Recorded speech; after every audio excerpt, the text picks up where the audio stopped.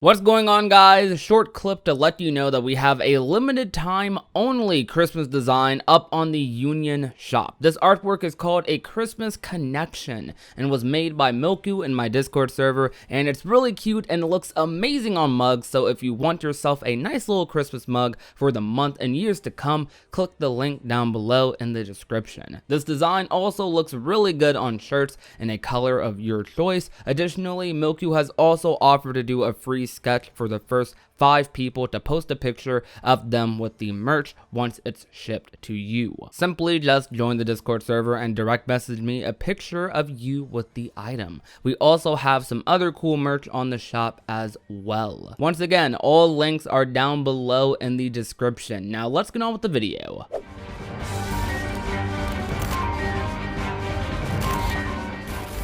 How's it going, ladies and gentlemen of YouTube? My name is Prodigy and welcome to another video on the channel. Now today, guys, we have a lot of post Kingdom Hearts 3 ReMIND trailer information that is released from Square Enix on their press site, and many other articles have released on Cage 13, Cage Insider. There's been a lot of stuff going on, and I'm going to try to cover as much of it in one video. So I'm going to go ahead and get right into it. So for starters, I'm going to be starting off with the renders, then we're going to go into the interviews, and then we're going to go into the other etc stuff. So I'm going to start off with these Final Fantasy character renders right here. We all know about the hype leading up to Final Fantasy characters being in ReMIND. A lot of people kind of just threw their hopes to the side and figured that they weren't going to be in, but Square Enix surprised a lot of us by showing Final Fantasy characters returning in the brand new ReMIND trailer, and they actually released renders of all the Final Fantasy characters in the trailer. Actually, plus one more that we didn't see in the trailer, and Cid, who is now confirmed to be in Kingdom Hearts 3 because his render is right here. We have Leon, Aerith, Yuffie, and Cid all right here. It is beautiful. The Final Fantasy 7 and 8 crew all back together again. It's so lovely. Hopefully Cloud and Sephiroth make the list soon, but I'm going to assume they didn't want to show any of the other major characters, if there are any other major Final Fantasy characters making an appearance, because they didn't want to spoil or they didn't want to give away too much at the moment.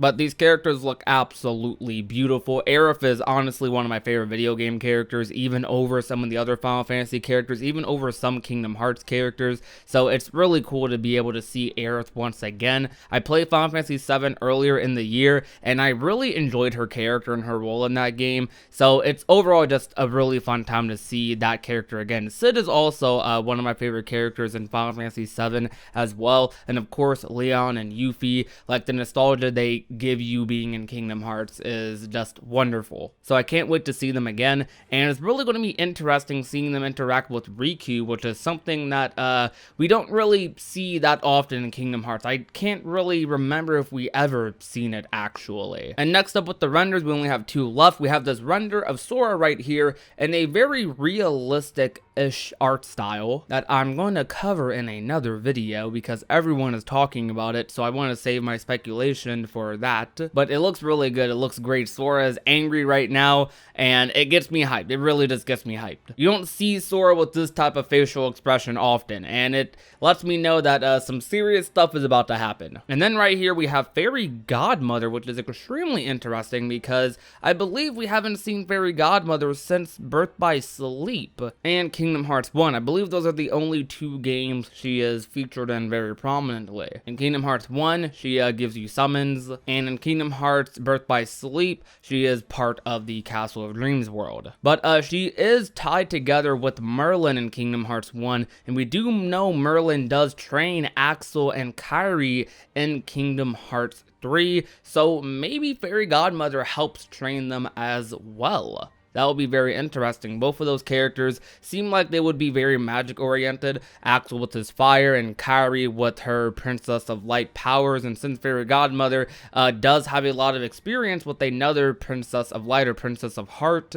then I can easily see her like getting more personal with Kairi, like with their training. So that could be a very interesting interaction. But that is it for the renders. Now let's get into another piece of information. They are actually going to be releasing releasing shortly after ReMIND in Japan exclusively right now, from what it seems, and probably exclusively forever, knowing Square Enix. They are releasing a Kingdom Hearts series character files book on February 20th, 2020 in Japan. This handy book contains information about more than 200 characters from throughout the series, and also includes a new short story by Tomoko Kanamaki. I hope I said the name right. The book is apparently 224 pages long and is going to be 3,000 yen about, which is going to be roughly around $28 USD. And if you're going to be importing it, which I might consider importing it just to cover it on the channel a little bit if there is anything super crazy in it, it'll probably be a lot more considering shipping. Here is another piece of information about it, a complete introduction of all the charming characters from throughout the series, from the original Kingdom Hearts to Kingdom Hearts 3 ReMIND. Introducing over 200 characters with highlights from memorable scenes, includes a new short story written by Tomoko Kanamaki. Again, I hope I'm pronouncing it right. I'm terrible at Japanese names sometimes. Revolving around characters who are deeply involved in the story. Chapter 1, Guardians of Light and those connected to them. Chapter 2, Real Organization 13 and the Power of Darkness. Chapter 3, Characters of the Worlds. Chapter 4, Ancient Keyblade Wielders. Chapter 4 might be something I'm really interested in, depending on how much ReMIND covers about them. I assume the Ancient Keyblade Wielders are going to be covering Larxene, Marluxia, Ephemer, all that stuff. So this whole thing is probably going to be covering all of the Kingdom Hearts characters from what it seems, and that is insane, because when you really think about it, there probably is about 200 different characters that have appeared in the Kingdom Hearts universe. That's a lot of characters. So the next thing we're going to be covering is going to be the thing that happened shortly after the Kingdom Hearts Orchestra World of Trust concert in Osaka, Japan. This was an interview from Famitsu that was about Tetsuya Nomura and his experiences with the concert, and he also mentions some things about Kingdom Hearts 3 ReMIND as well. So we're going to be reading the full interview. Here we go. So you came to the orchestra and directly revealed some information. What made you do that? You see, it wasn't originally planned for me to come. I wanted to entrust the message to Irano, or even to Ichiro Mahazama. I'm terrible at Japanese names, I know, I'm sorry, but since it was a sudden request, the preparations were insufficient. As I tried to write the explanation in the message, I realized it would be better if I came and told it all directly. Up until then on the Kingdom Hearts series, there weren't any modes like that. It looks like there was a ton of laughter from the audience. The December trailer will be showing new battle scenes and events that will be added to the series. What I introduced to the orchestra will not be on this trailer. Of course, this interview took place slightly before the trailer ended up coming out. And what he's talking about by what he revealed at the orchestra, they actually revealed the Black Code and Fast Pass modes for Kingdom Hearts 3 before we found out about it as part of the ending of the trailer, where they showed that little list of everything featured in ReMIND. That is what they're referring to constantly in this interview. It looks like the fans are hyped for such a mode. Indeed, I got tons of requests such as I want to do this with this character, followed by and I want them both on that background. And I explained that photo mode allows for a great variety of shots that you can take in the game, which is extremely cool. I know people are going to go ham with the photo mode. People who play the Kingdom Hearts series do tend to grin at such moments. Sadly, even with the addition of photo mode, we will be unable to increase the photo saving limit due to data limitations, which is very unfortunate because I feel like something like this would definitely require a bigger photo mode, though I do think 200 slots of photo mode is a little more than enough. I'm sure people can just make a lot of room for it by deleting all of their lucky emblem images. But I don't know, some of those images might be very sentimental to people and maybe they won't want to delete them, but you probably will have to if you want to mess around with this mode a lot. So you should only save to storage the photos you truly like. Moving on, about the premium menus, Fast Pass and Black Code mode, what made you want to create those? I originally wanted to make a mode harder than critical, getting inspiration from Bushido Blade, a Square Enix title originally released in March 14th, 1997, where there was a mode that you could adjust the enemies and could one-hit KO you. Where you could adjust the enemies to one-hit KO you, my bad.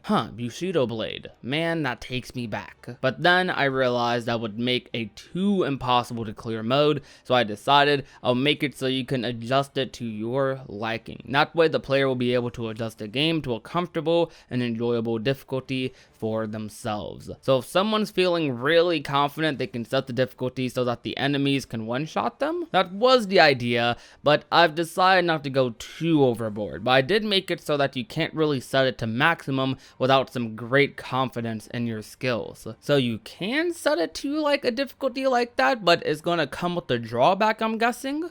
That should be interesting. Is it difficult to clear even for the development staff? We're in the middle of debugging right now, and we're making tons of adjustments so that the game doesn't become impossible. I've seen some people struggle even on the beginner difficulty, and that is why I introduced Fast Pass, because then a player can enjoy the story without worrying much about combat. Though, let me say, finding the perfect balance is difficult, as what is deemed easy for me may not be easy for others. Which is a very, very true statement, because at first I kind of felt like Proud and beginner mode and all those other difficulties that I played were way too easy. I find Proud to be super easy. I even find critical mode to be a pretty easy difficulty for me nowadays, but of course I've been playing Kingdom Hearts for an extremely long time, and I've even gotten into the habit of playing like super crazy restriction playthroughs. Though as I've grown on YouTube, I've started interacting with so many different types of Kingdom Hearts fans, and I've interacted with a lot of Kingdom Hearts fans, actually a pretty big handful of them,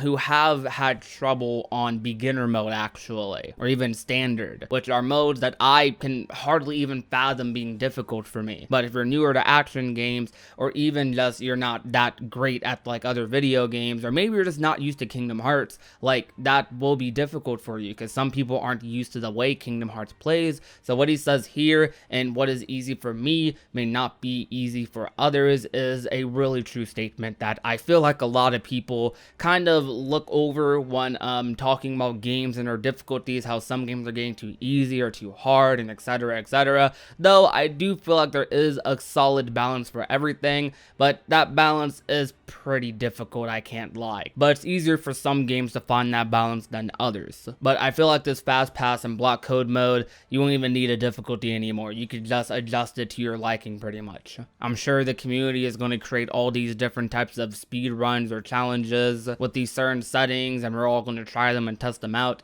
and it's going to be really cool and interesting, and this is going to add a lot of replay value to the game, and I'm super excited for it. Is it possible to access the premium menu while in game? Context, you load your save, can you still access the premium menu, or do you have to go back to the title screen to do it? Nomura responds, you can, though there are moments in the story where you are unable to access the menu. So I'm going to assume you can't just go into the middle of a fight, or where you're dying in the middle of a fight and you're on that continue, prepare, and retry screen, you can't access the menu there, I'm going to assume. So for example, if you're in critical mode but you feel it's too hard, you can just access the premium menu and crank down the difficulty a bit. Correct, you can set it to however you like, which is extremely interesting. I personally kind of feel like those modes should exist outside of the regular beginner, standard, critical mode. I forgot Proud for a bit, because like what's the point of even going on critical mode and then going, oh it's too hard, and then cranking down the difficulty? Because theoretically you would probably be able to make a critical mode where you're able to one-shot enemies, which